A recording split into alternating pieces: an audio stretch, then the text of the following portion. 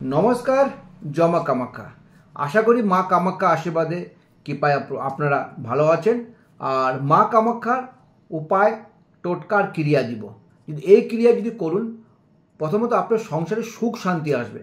কারণ আজকাল যেটা অশান্তি হচ্ছে, দাম্পত্য অশান্তি অথবা ছেলে মেয়ে কথা শুনছে না। তো এই ক্রিয়া সঠিক কাজে ইউজ করবেন, কোনো বাজে মানসিকতা নিয়ে এই কাজ করবেন না। কোনো ছেলে মেয়েকে ভালোবাসে এই ক্রিয়া করবেন না।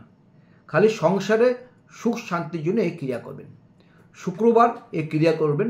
12 ঘন্টা মিনিমাম আপনার হাতে বেঁধে রাখতে হবে।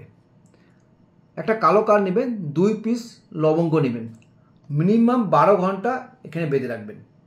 যদি লবঙ্গগুলি খুলে পড়ে যায়, ফুলগুলো পড়ে, তাহলে এই ক্রিয়া কাজ হবে না।